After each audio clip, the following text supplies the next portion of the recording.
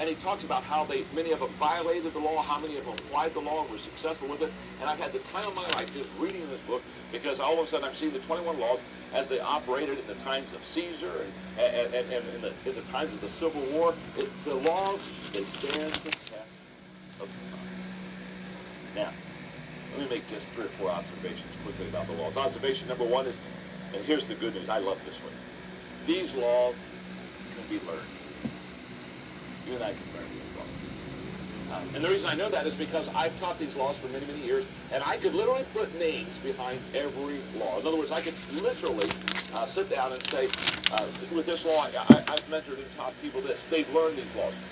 These laws can be learned. Now, just take a moment with the studio audience here. Here's what I want you to know. As I go through the 21 laws of leadership with you, there's some you're going to do well, there's some you aren't going to do well. Don't get discouraged, because you can learn the law. You can apply yourself, and you can learn it. In fact, let's just take a time out for a moment. Look at your neighbor and tell your neighbor, even you can learn these laws. Go ahead and tell them that. Even you.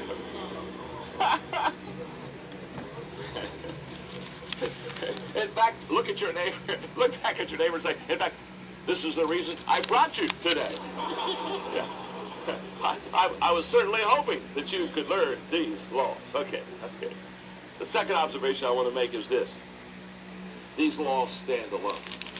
What I mean by that is, it's possible in law number 2 that you don't do well. Law number 3, you do well. It's not like building a house where you put brick upon brick. They truly do stand alone. And when I say they stand alone, each law has the possibility of helping you, or each law has the possibility of hurting you. But they're not dependent upon other laws. They don't build on each other.